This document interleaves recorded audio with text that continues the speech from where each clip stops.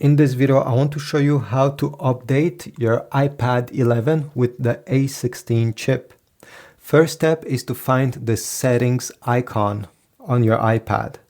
Tap on it, and then on the left side, you're gonna click on General.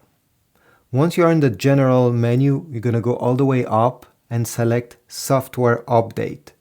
Make sure to be connected to the Wi-Fi because the iPad will start searching for an update.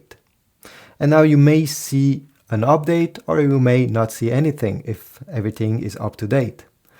As you see, the iPad find out that, currently I'm on iOS 18 by the way, it find out that there's an update for iOS 18. You can click on Update Now or Update Tonight, depending what you want. If you go down below, you're going to notice that there is also upgrade to iPadOS 26, which means that while you can update the OS that you're currently in, but if you want to get the very last updates with the very last features, well, you'll have to click on upgrade over here to iPadOS and the number that is before it. Maybe when you're watching this video, it will be 27 or another number. So by clicking over here, you're going to select Update Now, okay? You'll have to input the passcode of your iPad. Wait a bit, click Agree, and now all you have to do is to wait, because as you see, it's update requested, then it will be accepted, then it will be downloaded, and at the end, it will be installed.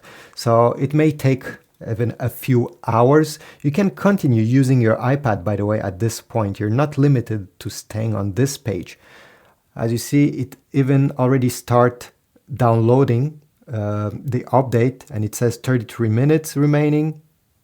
You know, as I said, just continue doing your stuff, or if you don't want to do anything, simply leave the iPad. You can even turn off the screen over here and the download will continue. So this is about it. Leave a like, subscribe, comment down below, and I will see you in the next video.